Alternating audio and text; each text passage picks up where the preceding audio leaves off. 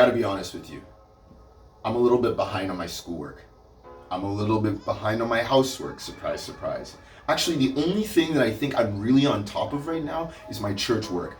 That seems to be the only thing that I prioritize and actually make sure I'm completing on time and on schedule. Thanks to things like video games, Netflix, and really Messenger, I guess, I find my time is very limited for me to be able to get ahead of schoolwork and housework, but that's because of my priorities. Anyways, one thing leads to another. Next thing you know, I'm making excuses. I'm making excuses for why I can't do something, when really it just comes down to me not prioritizing the things that are important. Whenever we have something in our life that we want to do, we'll move heaven and earth to make sure it happens. But as soon as it's something that we're not that interested in, bam, excuse city. We'll do literally anything to accomplish things that we want to do, but we'll literally make any excuse to avoid things that we don't want to do. As soon as someone asks us to do something, whether it be mom or dad or maybe a youth pastor or our teachers, all of a sudden we've got excuses locked, loaded, and ready to pop off the single moment someone dares ask us to do something. It boils down to excuses, but imagine that instead of your mom and your dad or your youth pastor, imagine you were talking to God. There's no way you would dare to give God excuses, right? And yet, that's what Moses did. Moses, who can show us so much, also can be a great example of things not to do, like give excuses. We're going to read in Exodus chapter 3, verses 10 to 14, and then later Exodus 4, verses 1 to 12, just how many excuses Moses had locked and ready to fire off. In Exodus 3, verse 10, it goes, God says to Moses, "So now go, I am sending you to Pharaoh to bring my people, the Israelites, out of Egypt." But Moses said to God, "Who am I that I should go to Pharaoh and bring the Israelites out of Egypt?" And God said, "I will be with you, and this will be the sign to you that it is I who sent you. When you have brought the people out of Egypt, you will worship God on this mountain." Moses said to God, "Suppose I go to the Israelites and say to them, 'The God of your fathers has sent me to you,' and they ask me, 'What is his name?' Then what shall I tell him?" God said to Moses, "I am who I am. This is what you are to say to the Israelites. I am has sent me to you." We're going to move over to chapter 4. And Moses keeps going with the excuses. It's the same conversation by the burning bush, and he just keeps going. This is amazing.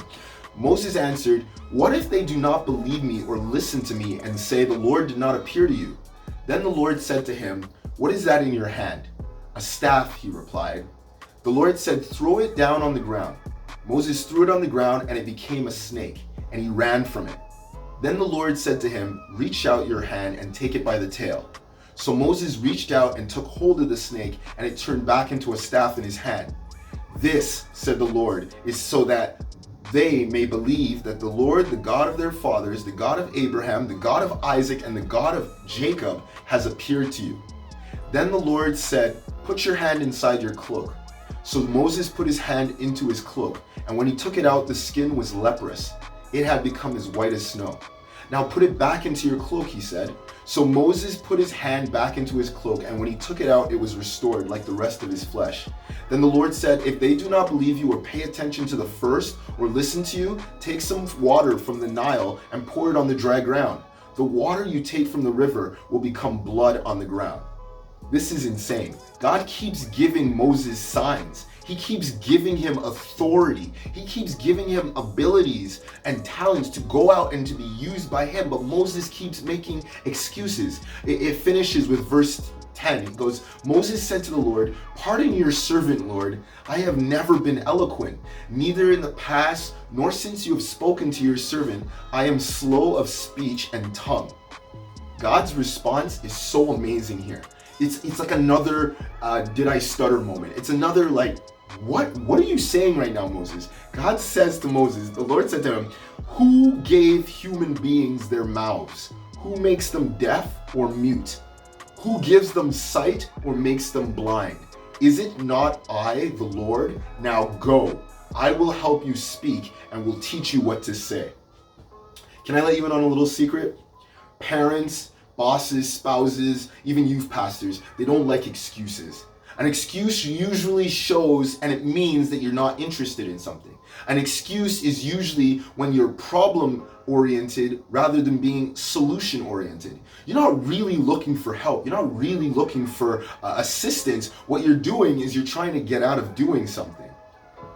It's important when you're given the task of doing something, it's important to prioritize, plan, and implement in order for us to be on top of our responsibilities and to be an asset to those around us instead of that lazy person who people don't want to work with. I'll leave you with a picture of Isaiah 6 verses 8. It says, "Then I heard the voice of the Lord saying, 'Whom shall I send, and who will go for us?' And I said, 'Here I am, send me.'" Is that you? Are you asking to be sent, or are you making excuses? Do you hear the voice of the Lord in your life? The voice of the people that God has placed over you? Instead of making excuses, instead respond, "Send me, use me." That's it for today. I'll see you guys later on this week.